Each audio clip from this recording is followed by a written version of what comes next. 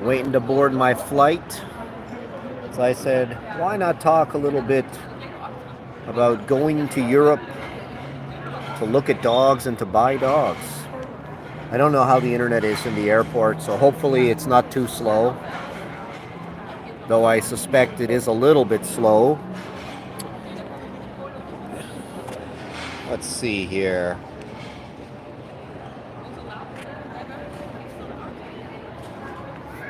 So the plan right now is to go to Holland. So we're going to go to Holland, and we've got an appointment scheduled with a vendor over there. So we're going to go and look at some dogs there. I've talked a little bit before about importing from Europe. So I said this is a good opportunity to talk maybe a little bit more about importing from Europe. Man, it is noisy in the background here. I don't know.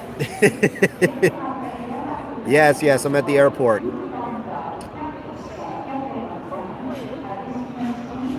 Ah, you work at the Schiphol airport? That is hilarious. So I'll be landing there soon. Take good care of me. Air Canada Flight 826 with service to Amsterdam. Yeah. Patient passengers Maria Hutt, So, Shannon James. I don't know if I'll be able to do this from here.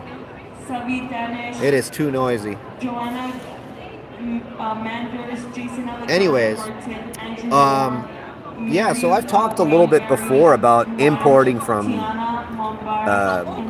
Europe and the issues associated with importing from Europe.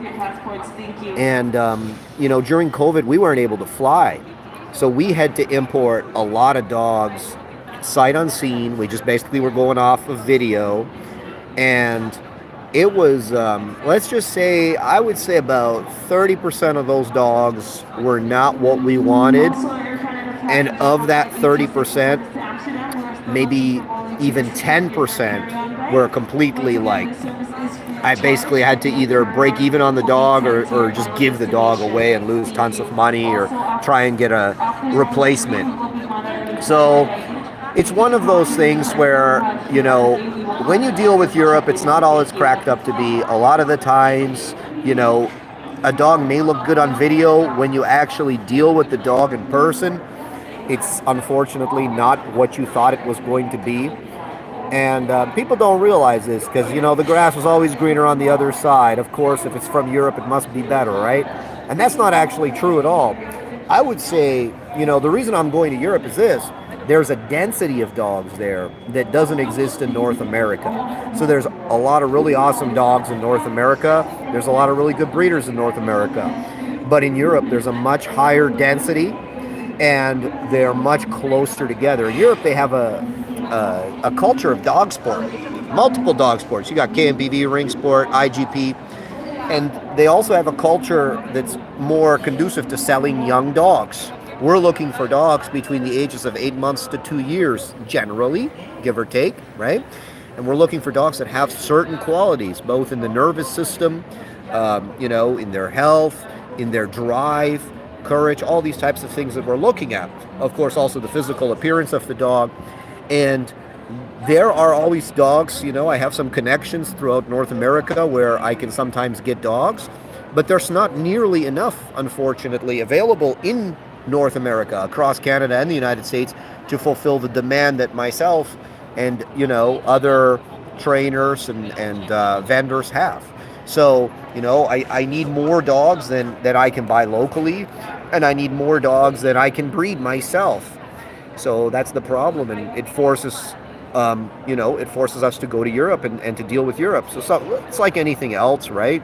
Yeah, puppies are always a gamble. People think, oh, you just keep every puppy and you'll have like 8 dogs, like every litter. And it's like, doesn't work like that, in a litter, for what I'm looking for, depending on the final role that I intend for the dog. Unfortunately, I would say, maybe 30-40% of the litter is going to be what exactly what I want, or in the ballpark of what I want. And unfortunately, maybe 50-60% is not going to be suitable for my desired end result. So this is the situation, and it forces you to buy young dogs, because what are we looking for? We're looking for a dog where we know the temperament of the dog. We know if he's stable or not. We know how he is environmentally. We know how he is when it comes to the bite work, when it comes to the courage, when it comes to the drive, the hunt drive, if we're looking for a police dog, so on and so forth. We want dogs where we can see the hips and the elbows, and that the dog is developed enough that we have a very good idea as to whether the hips and the elbows are healthy or not. Right? So, this is not something where you buy like an 8-week-old puppy and wait to see. That's, unfortunately, it's just not how you run a business, and it wouldn't be conducive to success. So we need young dogs, I like to buy locally whenever I can. I'm telling you, some of the best dogs that I've ever bought were actually Canadian dogs from Canadian breeders, and some of the strongest dogs I've ever had. But there's just not enough of those available. Miguel's asking, when a police department gets a patrol dog from overseas, how much work needs to be put in, such as obedience? Usually a fair bit. The vast majority of the dogs we're going to see are most likely going to be green. They might have a little bit of bite work. They might have a little bit of, detection type work, hunting, hunt work, stuff like that. But usually they have very little to no obedience. So they're completely green in that department. For me, it's not such a big deal. The most important thing is the fundamental quality of the dog. A lot of people, you're buying training, and you're buying very good training when you buy from me. But the big thing as well is the dog itself. When somebody says, hey, I want a protection dog, or hey, I want a police dog, or hey, I want a dog for competition, or whatever else it is, fundamentally, it's actually the dog that determines, the genetic quality of the dog. Yes, you can enhance that quality with training. You can, cover flaws with training. But at the end of the day, the fundamental dog, who he is at his core, is genetic, and you have to find that, and it's not so easy always to find. What tests would you do when you're looking for a dual-purpose prospect green dog? The first and most important thing I'm looking for is stability. A lot of these dogs have tons of drive. I have no doubt that when I go there, many of the dogs are going to show a lot of drive. I'm looking for stability. I want to see in his eyes, that he has a stable behavior, that he has a nervous system that has some form of threshold that prevents him from just doing things without thinking about them. I want to see a social dog, but not overly social per se. I want to see a dog that can walk around in public without issues. And I'm not talking about like pulling and, jumping and stuff like this. I'm talking about, is he scared? Is he, worried about different things? I want to see a dog that walks around like he owns the place, like he's looking to do something, like, work. He's looking for his advantage in the environment. He's not kind of reacting to the environment, if that makes sense. And then, of course, basic things. Does he have ball drive? Will he hunt for the ball? Does he bite? How does he bite? How does he bite when he's under pressure? How does he bite when he's under spatial pressure? How does he bite when I'm not responding to his grips? Lots of different small things that we're looking for. And then, of course, the health of the dog, the size of the dog, all these things.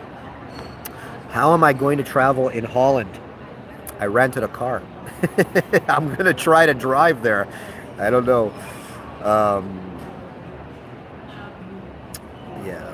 So, that's kind of where we're at right now. So hopefully I'll be able to kind of stream a little bit in Europe, which would be nice, and talk a little bit about some of the dogs we're seeing. Maybe we'll even get to video. I'm by myself right now, so it might be a little bit difficult to film sometimes when we're looking at the dogs and testing the dogs, but I'll try to get what I can get there. But, just a little bit about the process, because I think for a lot of people, Europe and dealing with Europe and importing from Europe is like this kind of area of mystique, and there's a lot of mystique around it. And, at the end of the day, we're looking for a certain kind of dog. I'm actually not specific. I prefer German Shepherds, but if there's really nice Malinois, Dutchies, I wouldn't say no to that. I'm looking for a little bit of everything. If I come across a gangster dog, I think I'll buy one gangster dog. And then, of course, we need some nice dual-purpose dogs, hopefully, and some nice protection dogs for our executive protection program, more for the family. But even for the family, I'm very picky. A lot of people think of these dogs as the lowest grade dog. I don't think of them like that. These are the dogs where the stability of the dog is so important. He needs to be extremely stable, but he also cannot be dangerous, but he also must be capable of being dangerous, if that makes sense. So we're asking for a lot. We're going to see. We're going to see what's available here. I'm hoping that I can come home with, at least 3 to 4 dogs. But yeah. No, I will not return with a Presa. I don't need to go to Europe to find those.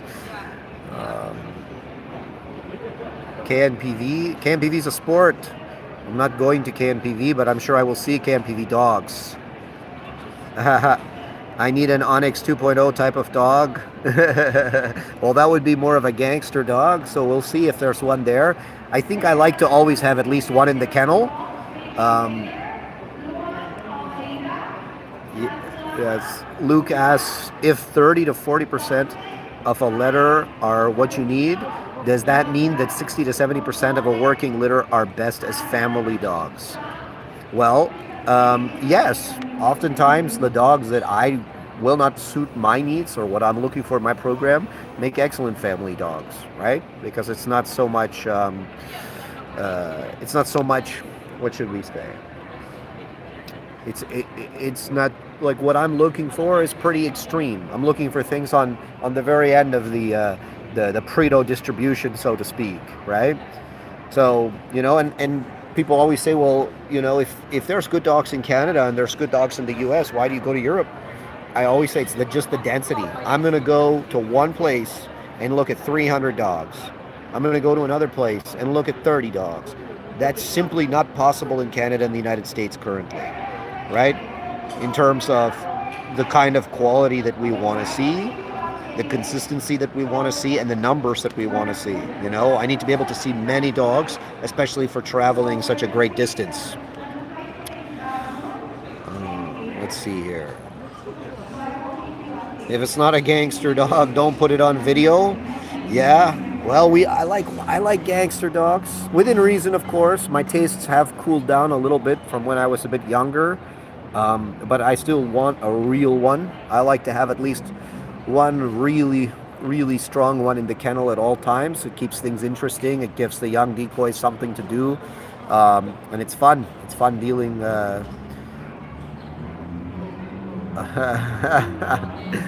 Who's it? Somebody put, I tried your nipping method and the puppy went crazy on me, growling and biting. Any other suggestions? Yeah, Lonnie, be a man.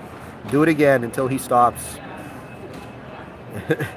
Don't stop when he throws it at you. It's like, hey, I put my 2-year-old in timeout, and instead of going to his timeout, he turned around and attacked me. He's 2 years old. Pick his ass up, put him in the timeout, and hold him there until he calms down. Man, they're paging lots of people here.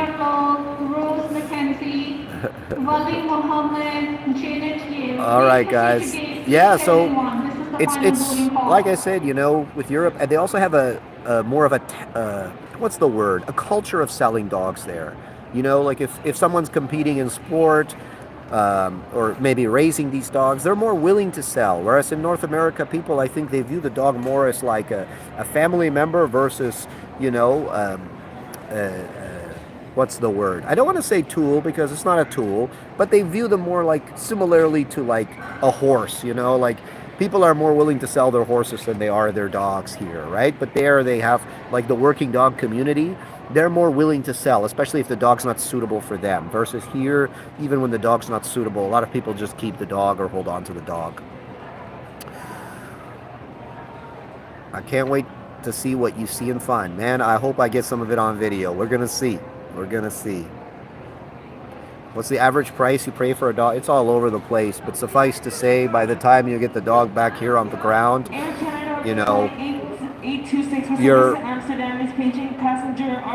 you're in the 5 figures easily. Yeah. Make sure you be on time at the airport when you fly back from Holland to Canada. It's real chaos there because shortage of security staff. Oh, good to know. Well, thanks for the heads up. Are the best German Shepherds from the Czech Republic? This is from the Macedonian Gangster. No, I wouldn't say they are. I think they're from all over. Even when I buy dogs in the Czech Republic, you look at the pedigree, it's a German pedigree. So it's one of those things, right, where it's people get so obsessed with the locality where the dog came from. You look at the pedigree, the dog has like 5 different countries in Europe in his pedigree. So nobody's breeding locality-specific dogs anymore, or nobody's serious is really doing that. You see that more in people that are looking for, when people say, I want the Czech lines, or I want the DDR, or whatever nonsense, right? Generally speaking, these are people that are not serious about competition and performance. People that are serious about competition and performance don't particularly care about the locality of where the dog is. They more care about the individual dogs in his pedigree. Thank you for your video, picking a dog, explaining drives and thresholds. Yeah, you're welcome. I'm glad you found it useful. What do you class on watch dogs for family? I'm not sure what you're asking there, but at the end of the day, when it comes to family dogs, like I said, very important. We want stable dogs.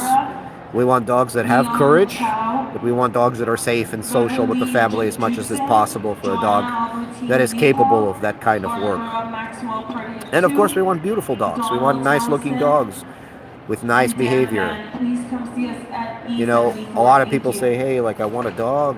What should I do? Should I import a dog? What do you think, Hess? And I always say oftentimes, if you just want a dog, for competition or to be a family dog and stuff like this, you'll do just fine buying from a local breeder as long as you're buying from a working line breeder. As long as you're buying from a breeder that produces good dogs. The lines are the same. Like my dog Yaxi, for instance, I imported him from the Czech Republic. Guess what? His daddy's in the US right now. If I wanted to breed to Yaxi's father, even though I imported Yaxi from the Czech Republic, his father is now, Knox von Tallhouse, is now in the US. So it's not one of the, you could own a half-brother to the dog I imported from Czech, off maybe a German bitch or a Czech bitch, and you will end up with a dog, that it would be like the same as if you bought the dog overseas. The locality where the dog is born does not have any impact. On the quality of the dog. It's the individuals in the dog's pedigree. Do they sell dogs with IGP titles already? I don't know, but generally those are not easy to find in the age range that I look for. I don't like to buy dogs that are over 3 years old unless there's a very good reason to do it. And typically to get a dog with IGP titles that's half decent, that's the age range you're looking at. Not always, but for sure. Do I have a wait list on my puppies? Wondering if you need to keep it into... Yeah, I have usually like a list of people that are on the list for a litter. And typically, most of those people that get puppies from the litter were on the list for a few months at least. Let's see here. Will you do a video selection on the selection in Europe? I'll try to get some video. I make no guarantees because, again, I'm a one-man show this time. So there's no guarantee that I'll be able to get, video of things. When my focus is obviously going to be on looking at the dogs and selecting the dogs. What age do I recommend buying? I assume you're talking about like a dog for work. If you're looking for a working dog, a good age, I think, when you really see the dog is at least a year of age. Young enough that there's still enough work to be done that you can make, good progress with the dog, but old enough that you can see what the dog is. Okay. Let's get into some boarding times. Let's see here. Correcting a dog for reacting. Who said something like this? Somebody said, correcting a dog for being reactive does not fix the underlying emotion. Emotion is something that is practiced with dogs. They have emotion tied to specific triggers, right? To specific behavioral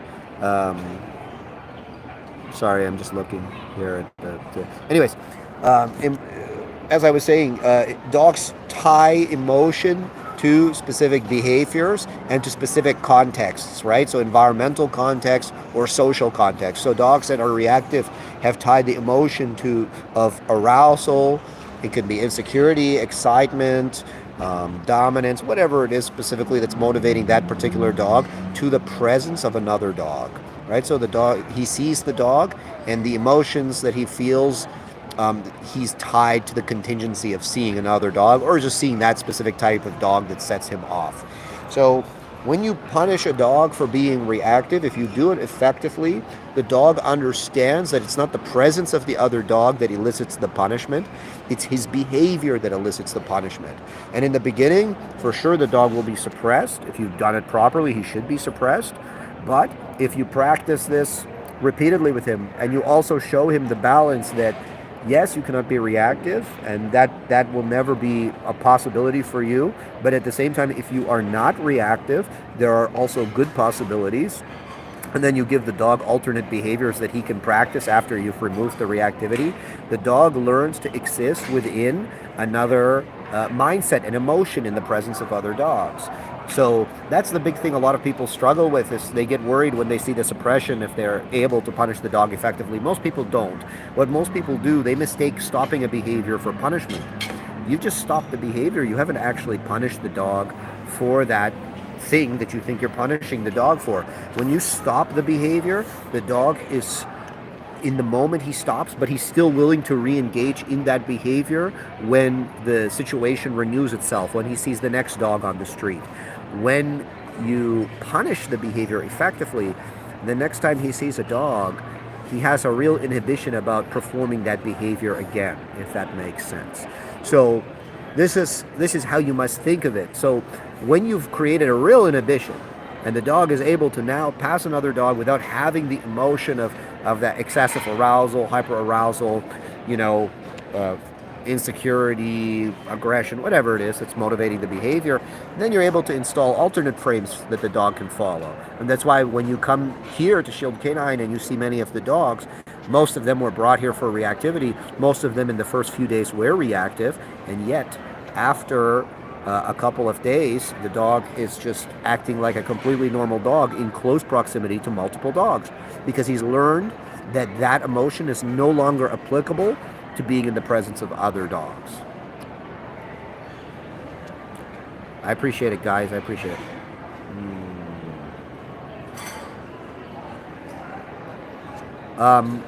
Yeah, so that's one of the things, and then of course when you utilize structured play, you can really begin to help the dog normalize, where in the beginning, yes, inhibition is necessary, creating some suppression is necessary, but once, the dog is, like I said, able to coexist around other dogs without acting like an idiot, it's time to now open the dog a little bit.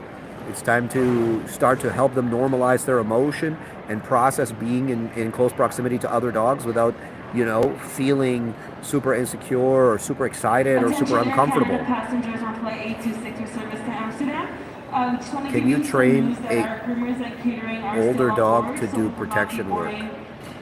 Yes, you can, as long as the dog has the quality to perform the work. What's my flight number? I don't know, man. Somebody might shoot the plane down if I give my flight number.